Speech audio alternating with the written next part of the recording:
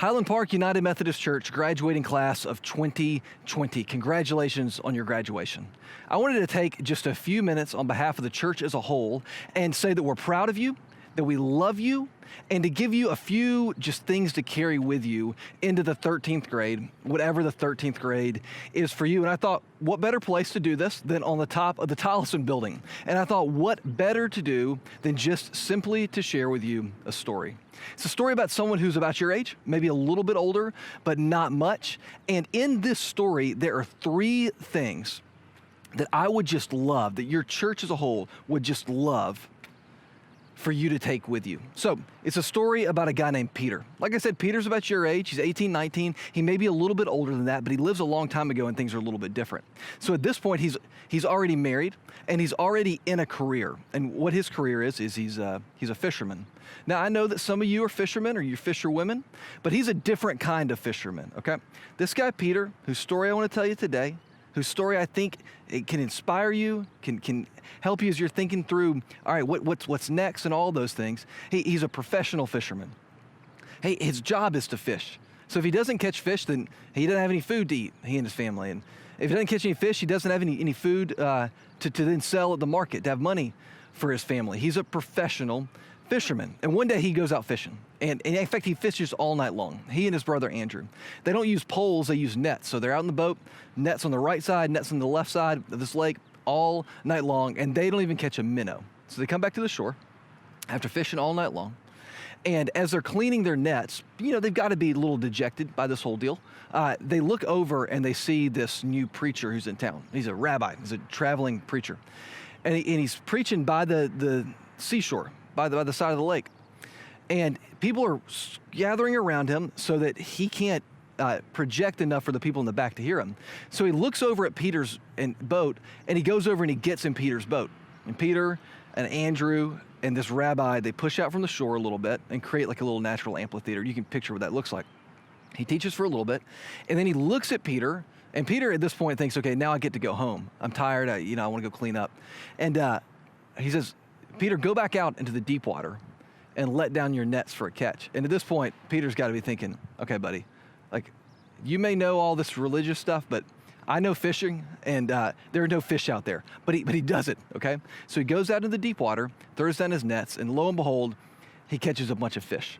I mean, so many fish that his boat is filling up. He calls over James and John, so they fill up that boat too. So many fish that their boat's beginning to sink. I mean, this is more fish than Peter has caught in his entire life, ever in one day. I mean, he can have so many fish, he can sell these at the market, he can make a small fortune. You can picture everybody celebrating. But then Peter walks over to this rabbi, Jesus of Nazareth, and he looks at him and he says, whoa, get away from me. You're clearly holy. You're clearly just a great man. I'm just a sinner. I don't deserve to be in your presence. Get away from me. And then he calls him Lord, which seems crazy to us, but in their context, and maybe you can relate to this a little bit. I mean, he felt like this guy was so holy, so great that he didn't even deserve to be in his presence. So he feels intimidated by him, threatened by him maybe a little bit, and just says, hey, like I don't deserve to be around you. Jesus leans down to him and says, look, here's the deal. From now on, Peter, I'm going to make you fish for people. And look, this is the first thing that I think we can take with us, that you can take with you into the 13th grade. Peter, his whole life, had heard one thing about himself, that he was a fisherman. Now, he'd probably heard other things also, but this is the main thing. He was a fisherman not by choice. He was a fisherman because his dad was a fisherman, his granddad was a fisherman. It was just a family business. All he had heard about himself was, you're a fisherman. And then Jesus breaks in his life and says something else. And I wonder for you, what does the whole world seem to be saying about you? I know that when I graduated from high school, what everybody was saying about me, what I just believed about myself and what everybody else believed about me is that I was a shy, really quiet guy. Some would say even awkward. I would say even awkward, okay? Shy and quiet and awkward. But along the way, there were a couple of times in my life, even in high school and many more after that, where someone, or just kind of quietly, inwardly, I would get a sense that maybe there was something else. In fact, at one point, somebody spoke into my life and said, hey, I actually think that you could speak in front of people. Like I've seen you do a little bit of that and you were nervous, but I think that you could do that. And what I found to be true in my life, and I've continued to find to be true in my life, is that, look, here's the deal. The whole, all the shouts of the world, everything that everybody says about you, and you're walking out of high school with some kind of a reputation. Everything that everybody says about you, all of that can be drowned out by one word from the Lord. Like one whisper from the Lord is greater than all the shouts of the world. So I don't know what the world is saying about you, or you're saying about yourself, or your school, what people are saying about you. But what I know is that the Lord, his voice is more important, and it can drown all that other stuff out. It has in my life, and it can in yours also. And I know that one of the things that is true for you is that you are loved, that you're beloved. But there are other things that the Lord would say to you. So as you get into the 13th grade, I would just say, hey, forget so much what everybody else thinks about you and says about you. What does God say about you and think about you? And maybe this summer is a good time to kind of just pause a little bit and say, okay, as I'm stepping into the 13th grade, what might God be saying to me? One whisper from him, more important, drowns out all the other noise. So Peter hears that. And then Peter stands up. And there's one more line in the story, and this is pretty nuts. They take all those fish to the shore, and then they leave everything. Peter, his brother Andrew, James, and John, they leave everything and they follow after Jesus. And you think that sounds nuts. I mean, that sounds crazy. What would make them do that? Well, think about this guy, Peter. His whole life, he's been trying to catch fish. His whole life, he's been trying to catch a bunch of fish. He can't make that happen. And then Jesus gets in his boat and they're all there. So Peter then has a choice. I can stay here and I can have all of these fish and everything that comes along with that. Or I can follow after the one who made all of this happen. And there had to be something inside of Peter that day that said, look, I can have the fish and that's great, but I'm going with the one that made this happen. And Peter began to realize, look, a future with this guy is greater than any future that I could come up with on my own. That what I can receive from him is greater than anything that I can achieve on my own. And he decided, I'm going to build my life around following after that guy. Not just because it was some kind of moral imperative, it was the right thing to do, his parents wanted him to. You know, you're stepping into a season where nobody's going to make you go to church anymore, all of that stuff. No. Peter followed after Jesus because he realized this is actually the best life possible. This is actually better than everything. He got the pinnacle of what he could have gotten in his life, in his career with all those fish. And he said, following after Jesus is going to be better. Not because I have to, but because I get to. Look, as you're stepping into the 13th grade, you're out of the have to phase with church. But look, you are definitely still in the get to phase. And I hope that when you get to wherever you're going, that you're going to find a community of other people that are following after Jesus, and you're going to do that with them because it's the best way of life. It's the best. Some of you know this about me, but I spent my first 3 years in college living what we call a kind of a typical college life, which I hate that we even call it that because college does not have to be like that. But I did that. You can imagine that, what that was like. My senior year, I lived in a very, very different life. It was the summer before my senior year that I met Jesus in a new way, and it just changed me. And you're not going to believe me, some of you, but try to.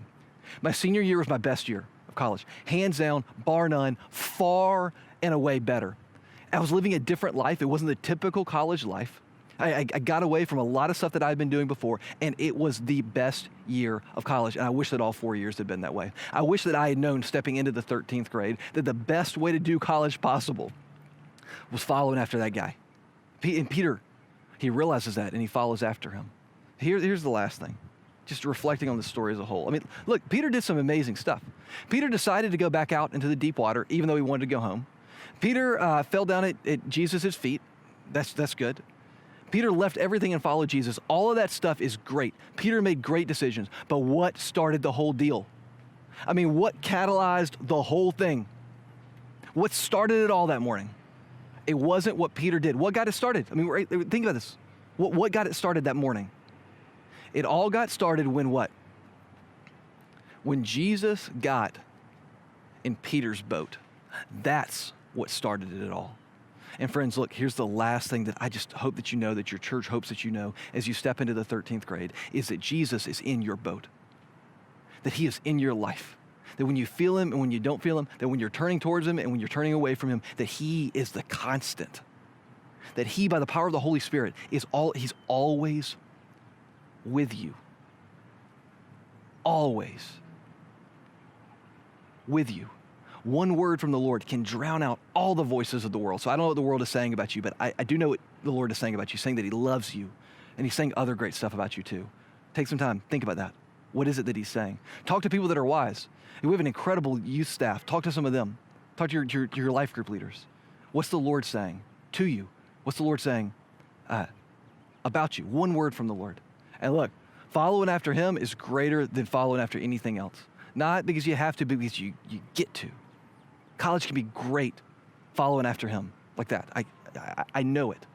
And then the last thing is just simply, he's always with you. And everything else in your life is a response to the fact that Jesus has chosen you. Everything else. I mean, we chase after Jesus, but we chase after him only because he first chased after us. Friends, we love you. Your church cares so much about you. And the class of 2020 is going to be remembered for a variety of things. One of the things it's going to be remembered for is just obvious. I mean, when you're in your 30s or your 40s and you're sitting in a friend's backyard and they say, hey, what year did you graduate from high school? And you say 2020, everybody is going to think about this pandemic that we're in. Everybody. But the pandemic is not the only thing that defines the class of 2020, and it's certainly not the only thing that defines you as a graduate of the class of 2020. What is the class of 2020 going to be known for beyond the coronavirus? Forget that. What are you going to be known for? As you step into the 13th grade, look, friends, you keep your eyes on the Lord. You remember Peter's story and those three things that we just talked about, one whisper from the Lord. Following him's better than following after anything else, and he is always in your boat. You remember those things, and you will do well. And the last thing that we just want to make sure that you remember is whether you're staying in this city or you're going to another city. When you get out of college or you get out of the military, or you get out, whatever you're doing next, when you get out of that, if you move to this city, back to it, or you move to any other city, this right here will always be your church. Now, you will have other churches, and we hope that you have other churches that you become a part of. Whatever city you're going to next, we hope you get involved with the community there.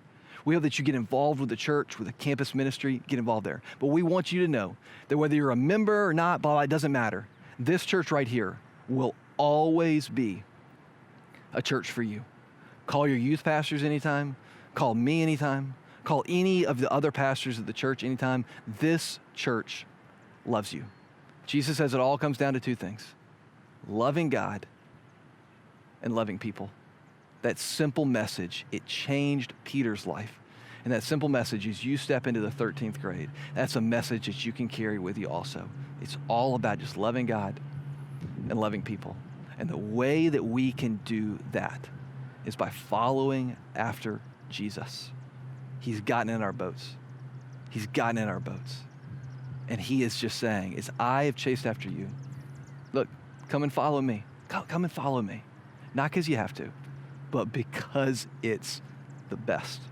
God bless you, friends. This church loves you, and we're proud of you, and we wish that we could celebrate you in person, but since we can't do that, we hope that this is just one of many, many ways that you can know that Highland Park United Methodist Church, we care about you, we're your church, we always will be. We love you, and we're proud of you. God bless you, friends, and congratulations to the HPUMC class of 2020.